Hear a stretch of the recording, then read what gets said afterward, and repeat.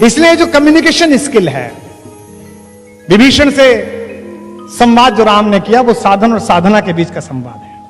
बड़ी अद्भुत बात है। राम की शक्ति पूजा आप में से शायद अधिकांश लोगों को पता होगा कि राम और रावण के युद्ध में एक दिन ऐसा आया था जिस दिन राम की सेना पराजित हो गई थी, तोड़फोड़ मचा दी थी रावण ने, जिस दिन रावण खुद आया था। महाप्राण निराला ने कविता लिखी है राम की शक्ति पूजा। रवि हुआ अस्त ज्योति के पत्र पर लिखा, अमर रह गया राम रावण का अपराजेय समर।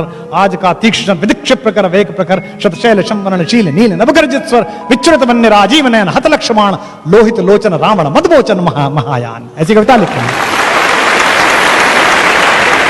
उस दिन सब बेहोश हो गए, सुग्रीव बेहोश हो गया, सौमित्र बेहोश हो गए, लक्ष्मण सब बेहोश हो गए।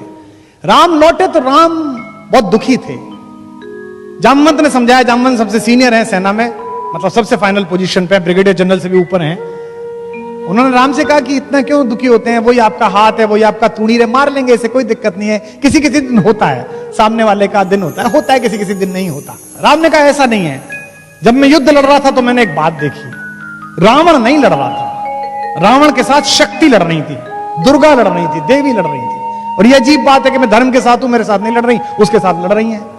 तो जामवंत ने कहा अगर ऐसा है तो युद्ध हम संभालेंगे, आप पूजा करिए। तो 108 कमल मंगाए गए। यह दशहरा क्यों मनाया जाता है, ये आज शायद कुछ लोगों को पता चलेगा। हम तो कहते हैं कि रावण हरा दिया, ऐसा हुआ नहीं। ये जो शक्ति की पूजा, नवरात्रि की पूजा क्यों है?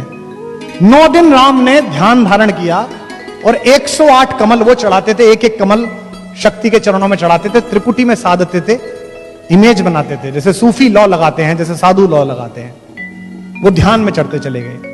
आखिरी दिन जिस दिन आया, जिस दिन उनको वर मिलना था शक्ति का, 107 कमल जब उन्होंने चढ़ा दिए तो देवी ने सोचा कि इसका एग्जाम लेती हूं कि कितना भक्त है। वो आखिरी नील कमल उठा के ले गई। राम ने यूं करके थाली में हाथ फिराया तो देखा कि कमल ही नहीं है। तो वो ध्यान से नीचे उतरे और देखा कि कमल नहीं है। उन्हें लगा अब साधना भंग हो जाएगी। निराला लिखते हैं कि राम की आंखें भीग गई। राम ने कहा दिख जीवन जो सहता ही आया है विरोध, दिख साधन जिसके लिए सदा ही किया शोध, जान की हाय उद्धार प्रिया का हो न सका। ये 3 लाइन है, लेकिन चौथी लाइन राम की, ऐसी के कारण वो राम है। दुखी है कि अब क्या करूंगा, सब हार जाऊंगा।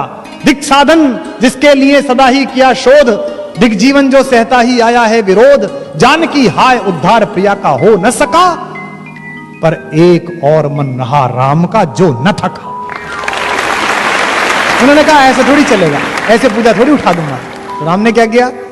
राम ने कहा कि मां कहती थी मुझको राजीव नयन, मुझको कहती थी कमल के जैसे आंख वाला है मेरा बेटा, तो अभी 2 कमल के फूल मेरे पास हैं।